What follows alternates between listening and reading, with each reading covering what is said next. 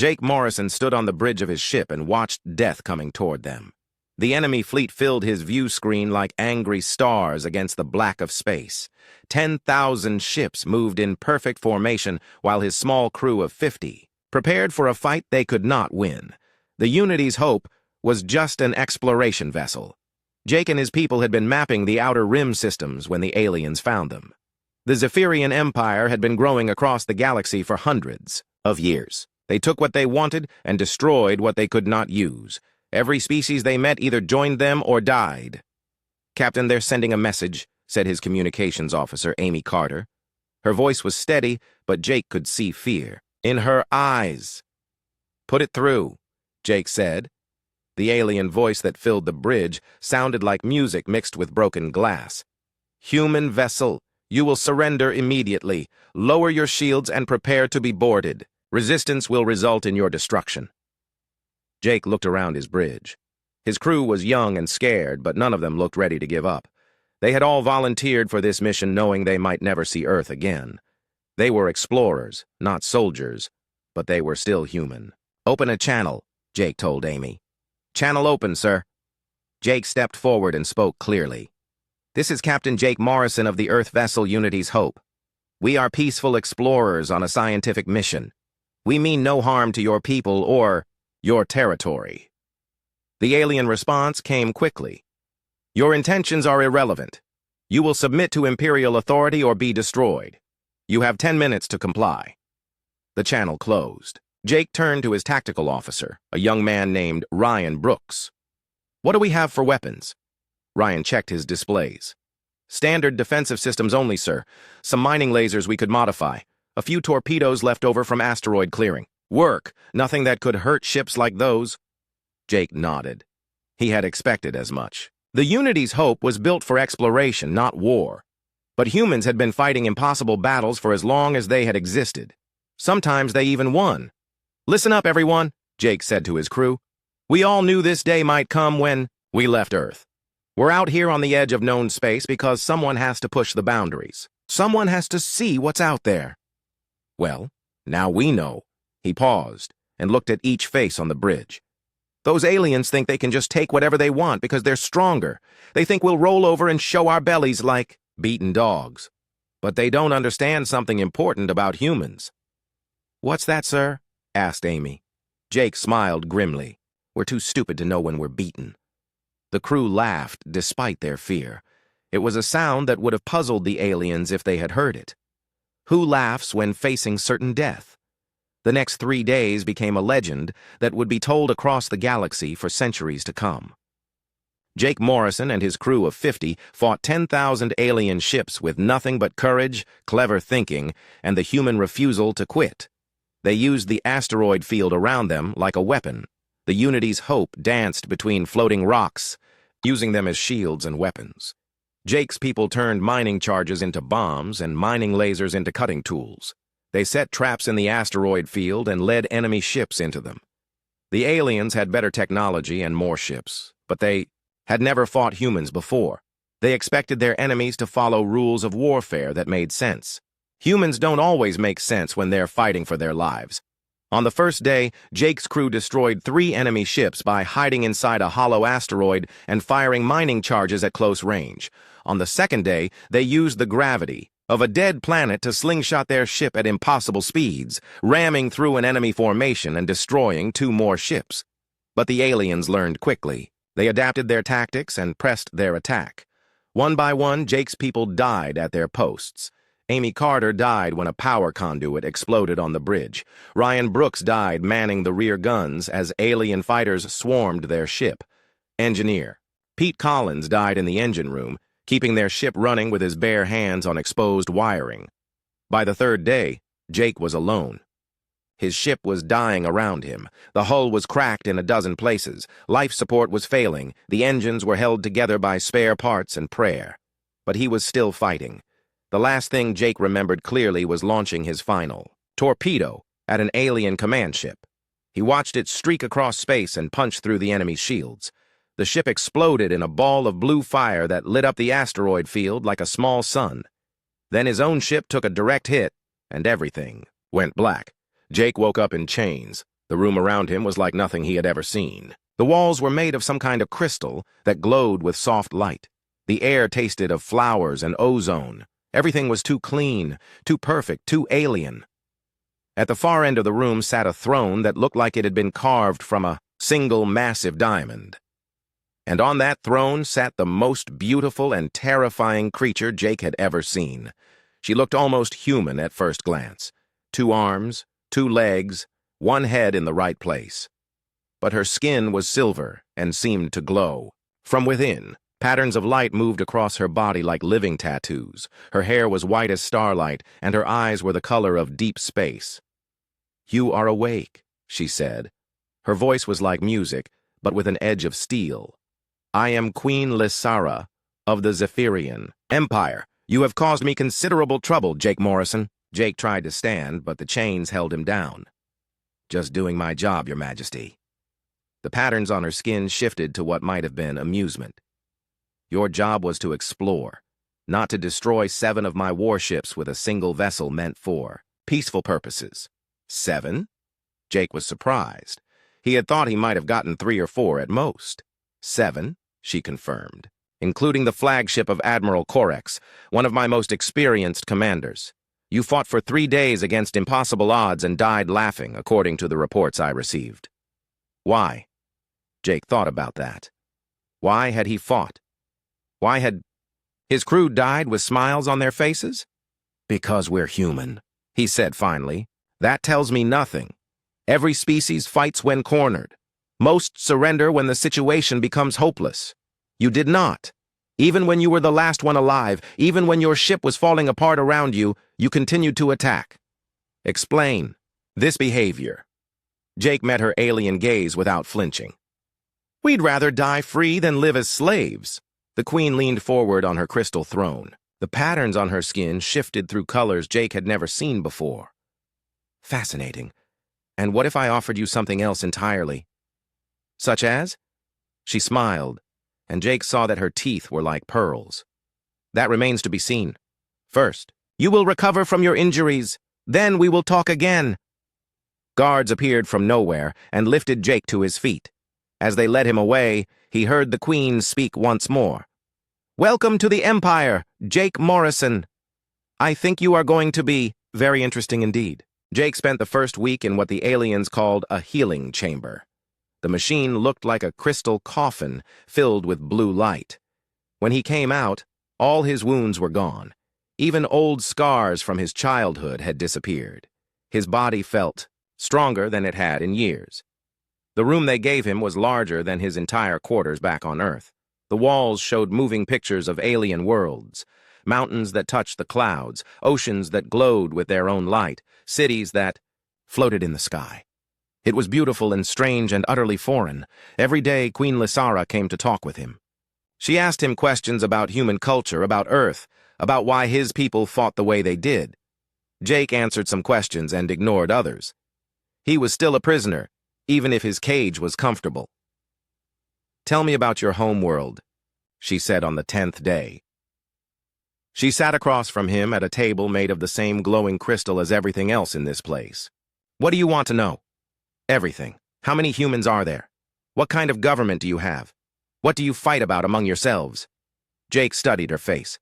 The patterns on her silver skin moved constantly, like thoughts made visible. "Why does it matter? You're going to conquer us anyway." "Perhaps. Perhaps not. That depends on what I learn." "Learn about what?" She leaned back in her chair. The patterns on her skin shifted to deeper colors. "You destroyed 7 warships with an exploration vessel. Your crew died laughing at odds that would make seasoned warriors weep. In 1,000 years of conquest, I have never seen anything like it. I want to understand what makes humans so dangerous." Jake almost smiled. "Dangerous? We're not dangerous. We're just stubborn." "The same thing from where I sit." Over the following weeks, Jake learned about the Zephyrian Empire. They ruled 400 species across 20,000 worlds. Their technology was so advanced that they could reshape planets like clay. Their military could destroy entire star systems if they wanted to. But the more Jake learned, the more he began to understand something the Queen probably did not realize herself. The empire was strong, but it was also brittle. Everything depended on her personal authority. Without her, the whole structure would collapse into chaos. "You've been conquering for 1,000 years," Jake said during one of their talks. "Don't you ever get tired of it?" The Queen's patterns shifted to colors Jake was learning meant sadness. "I do what I must. The empire requires constant expansion to maintain stability. If we stop growing, we begin dying." "That sounds like a problem. With the system, not the universe?" She looked at him sharply. "Explain." "Back on Earth, we had empires too. They all made the same mistake. They thought strength meant taking everything they could. But real strength comes from building something that can last without you." "Without me?" Jake nodded. "What happens to your empire when you die?" The patterns on her skin went very still. It was the first time Jake had seen her look truly surprised. "I do not die," she said quietly. "My people live for thousands of years. But not forever. No, not forever." That night, Jake dreamed of Earth. He saw the blue oceans and white clouds from space. He remembered the smell of rain and the sound of human laughter. When he woke up, he found the Queen standing by his window, looking out at the stars. "Do you miss it?" she asked without turning around. "Every day. I have never missed anything in my life. I have always had everything I wanted." "That sounds lonely." She turned to face him. In the dim light, her patterns were soft blues and violets. "It is. More than you can imagine." Jake sat up in his bed. "Why are you really keeping me here? You could have learned everything about humans by now from the records in my ship's computer." "Computers do not laugh in the face of death. Computers do not choose to die rather than surrender. I want to understand the mind that makes such choices." "And when you understand?" She was quiet for a long moment. "I do not know. That troubles me." The next morning brought visitors. 3 Zephyrian military officers in armor that looked like it was made of liquid metal. Their patterns were harsh reds and oranges. Jake could tell they were angry even before they started talking. "Your Majesty," said the tallest one, "we request permission to interrogate the human prisoner using enhanced methods." Queen Lysara's patterns shifted to cold white. "For what purpose, Admiral Vex?" "To learn the location of other human colonies, to understand their military capabilities, to prepare for the inevitable conquest of their home world." Jake felt his blood turn cold. These aliens were already planning to attack Earth. "The human will be questioned when I decide he is ready," the Queen said. "Until then, you will not approach him. Your Majesty, with respect, keeping this creature alive serves no purpose. He has already provided us with the location of his home world. We should eliminate him and begin planning our attack." The Queen stood up. The patterns on her skin turned brilliant gold. "You forget yourself, Admiral Vex. I am the Empire. My will is law. The human stays alive." The 3 officers bowed stiffly and left, but Jake could see the anger in their body language. The Queen had enemies in her own military. "They want to kill me," Jake said after they were gone. "Yes. They also want to conquer your people immediately. I have convinced them to wait." "Why?" She looked at him for a long moment. "Because you have shown me something I did not know existed." "What's that?" "The possibility that there might be another way to live." That evening, the Queen made her offer.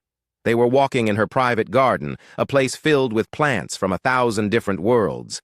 The air smelled like cinnamon and rain. "Rule beside me, Jake Morrison," she said suddenly. Jake stopped walking. "What?" "Become my partner in ruling the Empire. Not as a subject, not as a slave, but as an equal. Bring humanity into the Empire not through conquest, but through alliance." Jake stared at her. "You're serious?" "I have never been more serious. About anything in my life. And if I say no," her patterns shifted to sad blues, "then I will have my people build you a ship and you can return to Earth with a warning. The Empire will come for your world eventually. I can delay it, but not prevent it forever. Admiral Vex and others like him will not be patient much longer." "Why?" Jake asked. "Why make this offer?" The Queen stopped beside a fountain that played music as the water moved. "In all my conquests, I have never met anyone who made me want to be more than what I am. You have shown me that strength does not require cruelty, that power does not require fear. I want to learn what else you can teach me." Jake looked around the garden. It was beautiful, but it was still a cage. What would this partnership look like? You would share my throne. Your people would join the empire as equals, not subjects. Your ideas about government and society would be tested on worlds willing to try them. If they work, we expand them. If they fail, we learn from the failure. And if your military decides they don't like having a human as their co-ruler? The Queen smiled, and for the first time Jake saw real steel in her expression. Then they will learn what happens to those who challenge the Empire's authority. Jake walked to the edge of the garden and looked up at the alien stars. Somewhere out there was Earth, with 6 billion humans who had no idea their fate was being decided in this conversation. "I need time to think," he said. "Of course, but not too much time. Events are moving beyond my control. Admiral Vex grows more impatient each day. If you are going to return to your people, it must be soon." That night, Jake lay awake staring at the ceiling. The Queen was offering him something unprecedented in galactic history, a chance for humanity to join the greatest empire in the galaxy, as equals rather than slaves. But it would mean trusting her completely. It would mean believing that her feelings for him were real and not just another form of manipulation. It would mean gambling the future of his entire species on the hope that one alien queen could change the nature of an empire that had been built on conquest and domination. As he finally drifted off to sleep, Jake wondered if he was brave enough to take such a risk, or if he was foolish enough to believe it might actually work. Jake made his decision on a Tuesday morning, though he would not know it was Tuesday until he returned to Earth. Time worked differently in the Empire, measured by the rhythm of alien suns rather than the rotation of his homeworld. "I'll do it," he told Queen Lysera over breakfast. "But I have conditions." Her patterns shifted to careful attention. "Name them." "First, no human serves in your military against their will. Everyone who joins does so by choice." "Agreed." "Second, Earth gets to keep its government and its independence. We join the Empire as allies, not subjects. That will be difficult to arrange, but possible. Third, I want proof that this isn't just a trick to get me to help you conquer my people more easily." The Queen set down her cup. It was filled with something that looked like liquid starlight and tasted like honey mixed with lightning. "What kind of proof would satisfy you?" "Let me help you run a test world. Pick one of your planets and let me try human-style government on it. If it works, we can expand the experiment. If it fails, I'll know you were serious about trying new things." The Queen thought about this for several minutes. Her patterns cycled through colors Jake had never seen before. Finally, she nodded. "There is a world called Kepler-9. The inhabitants are called Valdani. They have been part of the Empire for 50 years, but they have never been truly loyal. They follow orders, but their hearts remain unconquered. Perhaps your methods will succeed where force has failed. What's wrong with them? They are artists and philosophers. They create beauty, but they do not value strength or discipline. My governors have been unable to make them productive members of the Empire." Jake smiled. "Sounds like my kind of people." 3 days later, they traveled to Kepler-9 in the Queen's personal ship.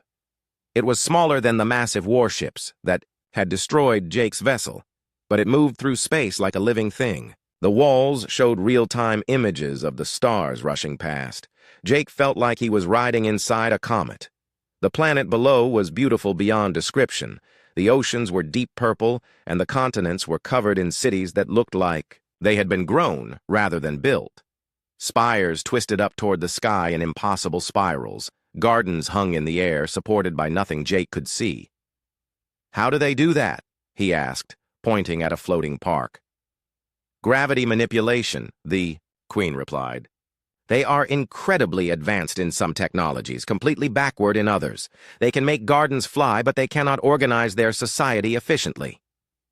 The Valdani who met them at the landing platform looked almost human, except for their eyes, which were too large and completely silver.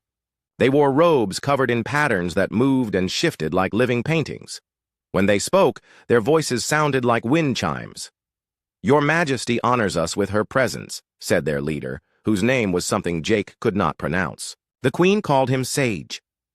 I have brought someone to help improve your world's productivity, the Queen said. This is Jake Morrison. He will be studying your people and making recommendations for changes to your government. Sage's silver eyes fixed on Jake with what looked like curiosity rather than fear. You are the human who fought 1,000 ships with one? Something like that, Jake said. Interesting. We look forward to learning from each other. Jake spent the next 2 weeks living among the Valdani.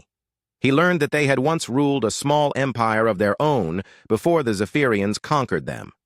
But their empire had been built on trade and cultural exchange rather than military force. They were natural diplomats and negotiators. The problem was that the Zephyrian system of government made no sense to them. They were expected to follow orders without question, to produce goods for the empire without caring about their own needs, to abandon their traditions in favor of Zephyrian efficiency. We are dying inside, Sage told Jake one evening as they watched the sunset from a floating terrace.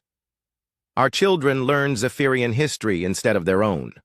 Our artists create what the empire commands rather than what their hearts inspire. We exist, but we do not live. Jake nodded. He was beginning to understand the real problem with the empire. It was not just that it conquered other species. It erased them, replacing their cultures with a single rigid system that valued order above everything else. What if things were different? Jake asked. What if you could govern yourselves while still being part of the empire? Sage's eyes widened. Is such a thing possible? Let's find out. Jake spent the next month developing a new system of government for Kepler 9.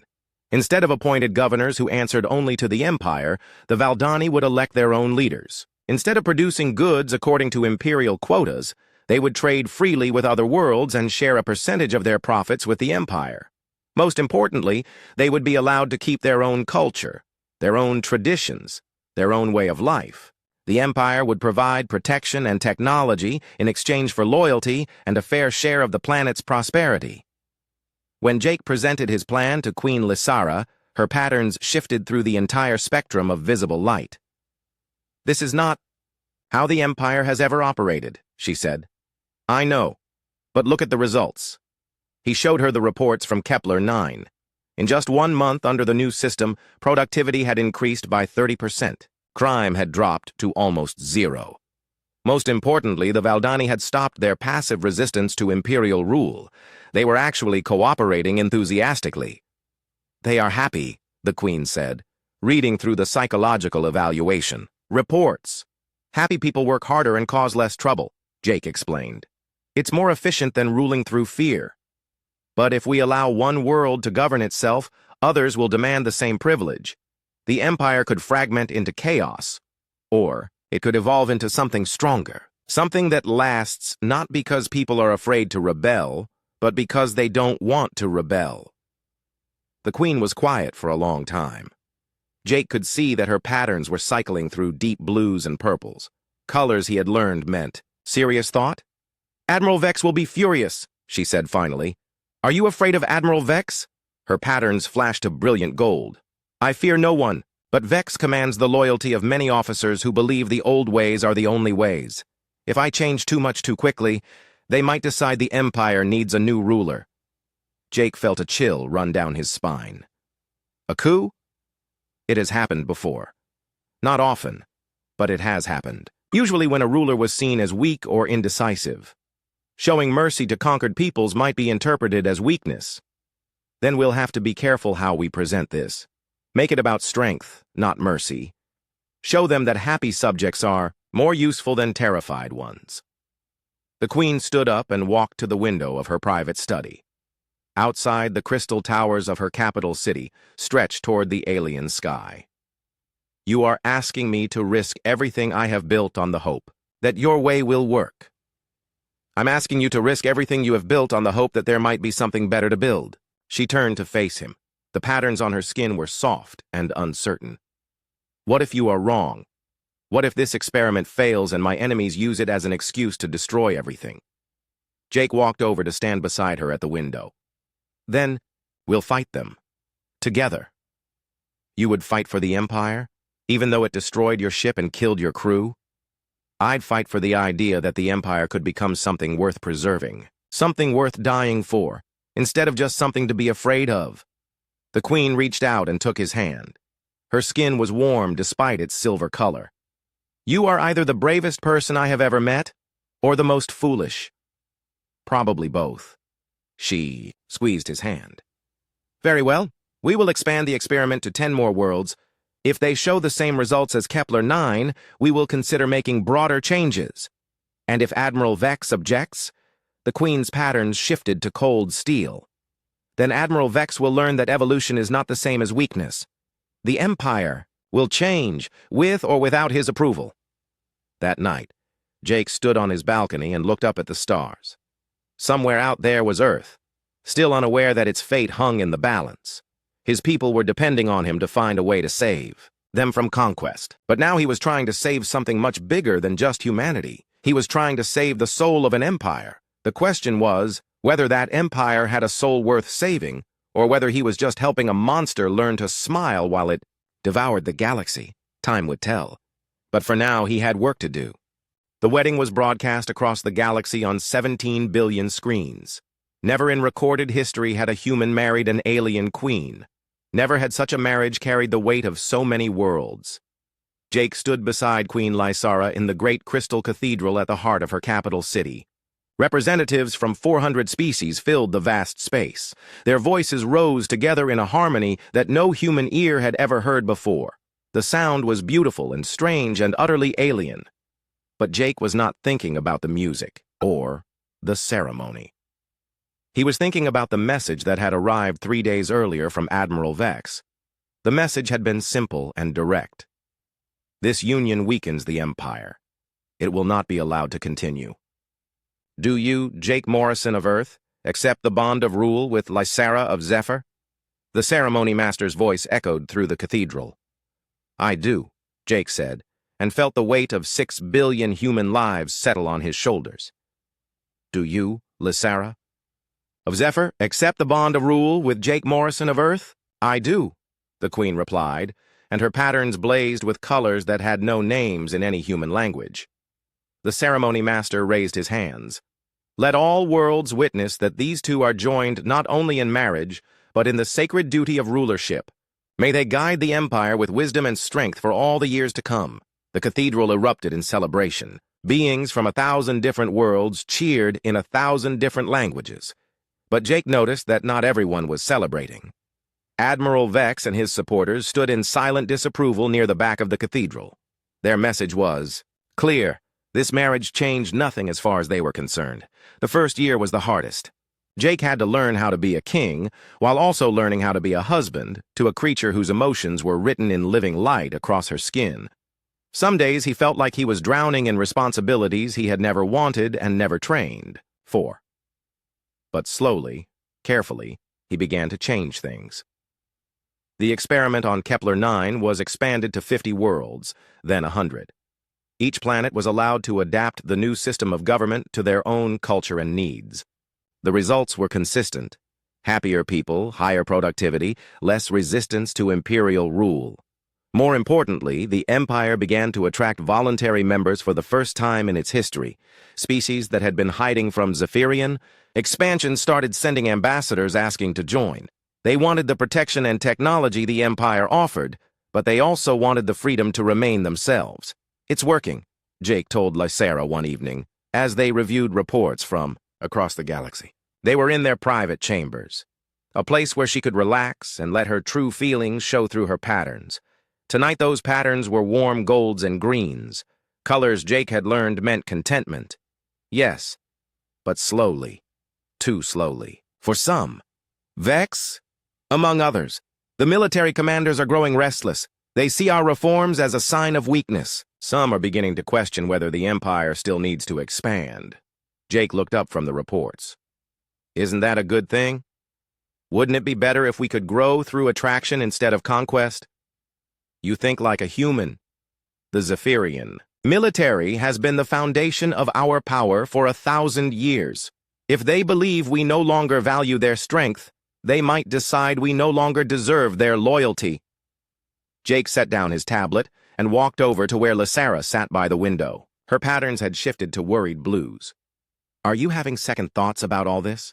She reached up and touched his face. No, but I fear we may have moved too quickly.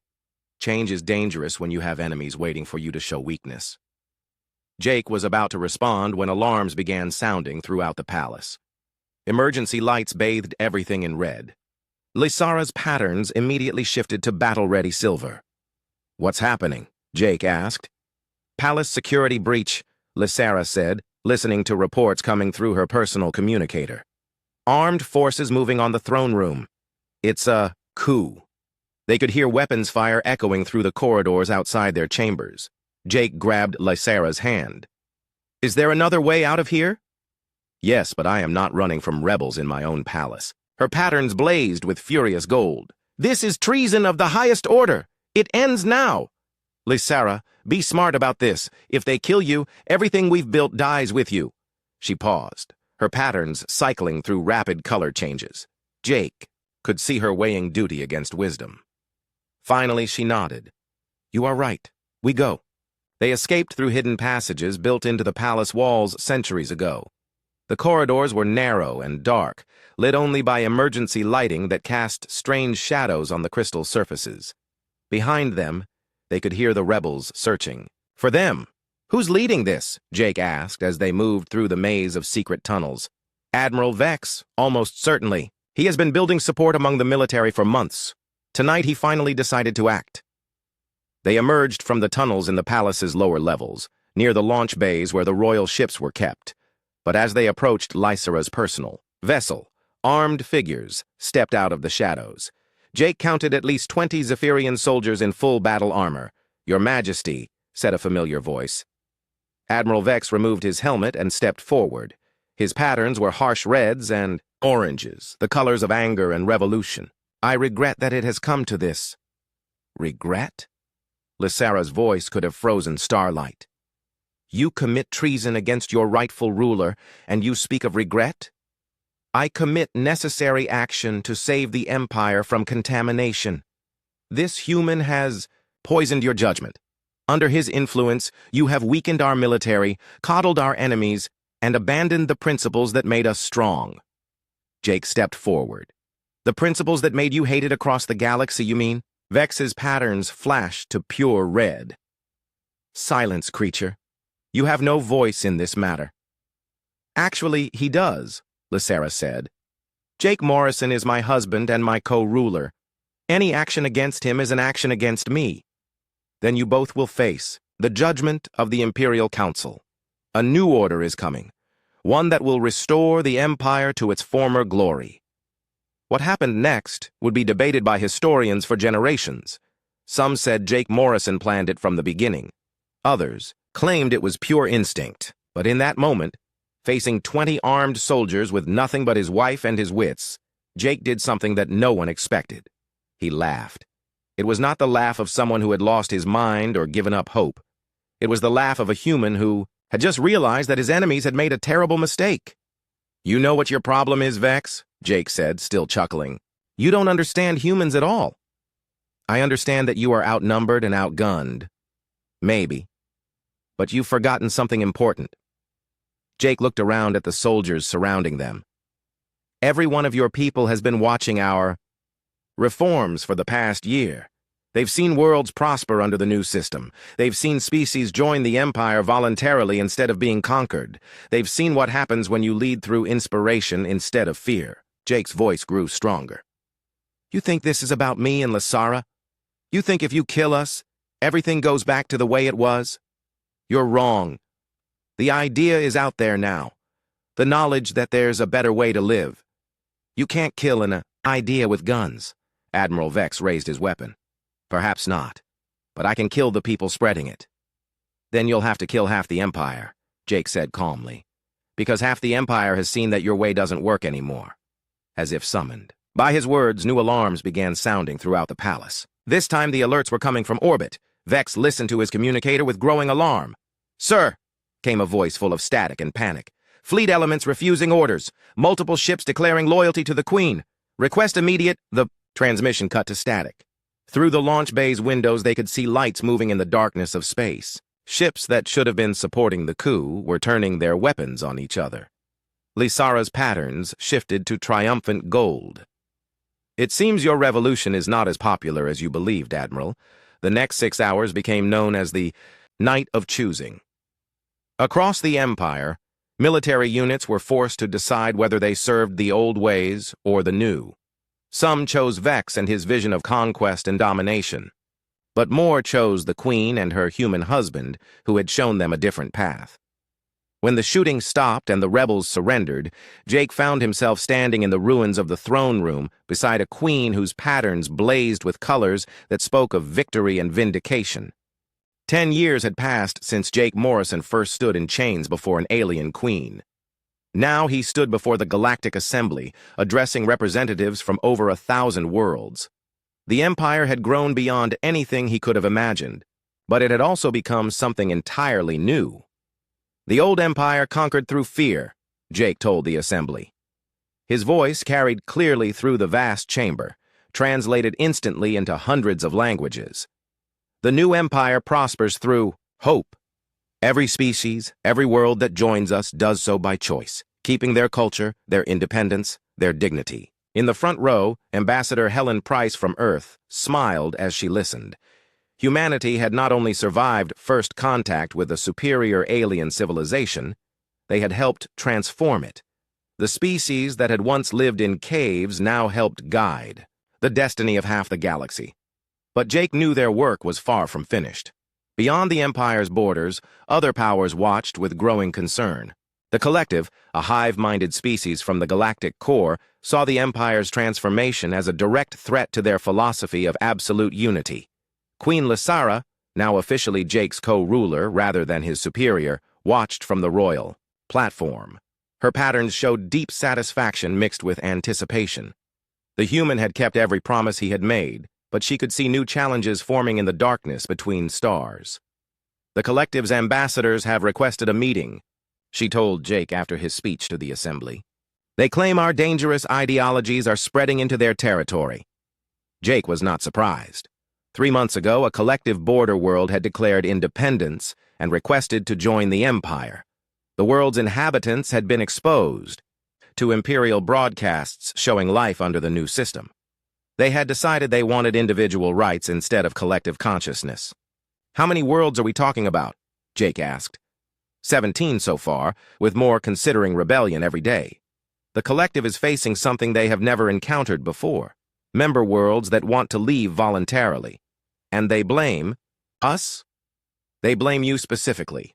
The collective mind believes that human influence is a virus that weakens social bonds and destroys unity.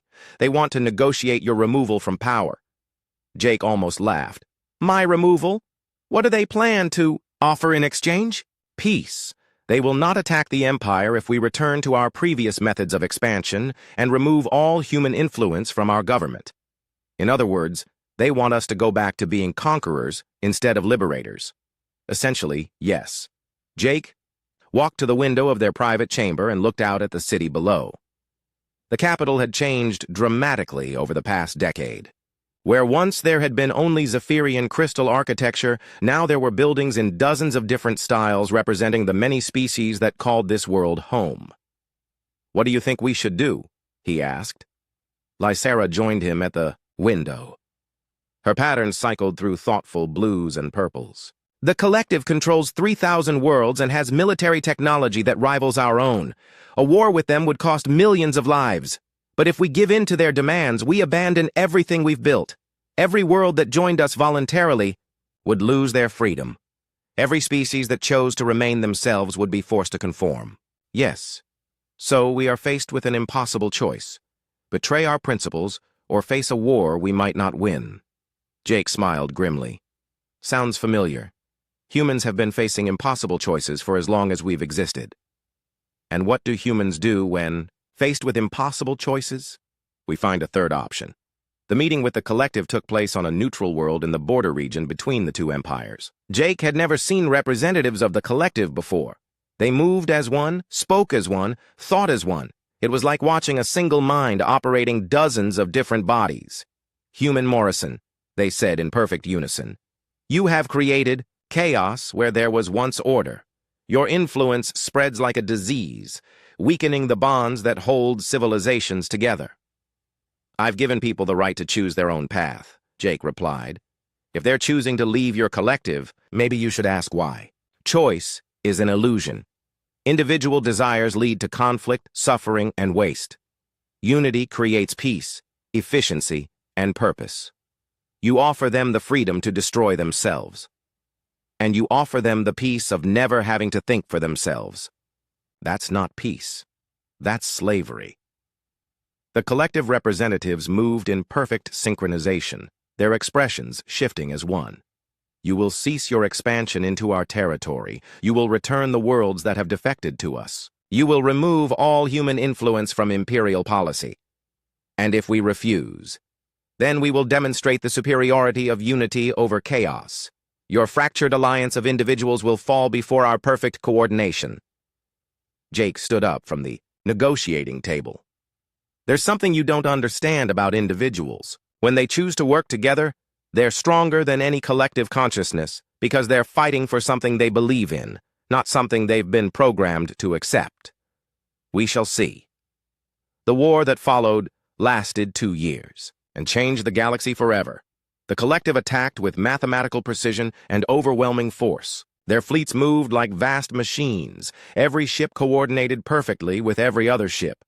They should have crushed the Empire's diverse alliance of species and cultures, but they had never fought humans before, and they had never fought people who were willing to die for the right to remain free.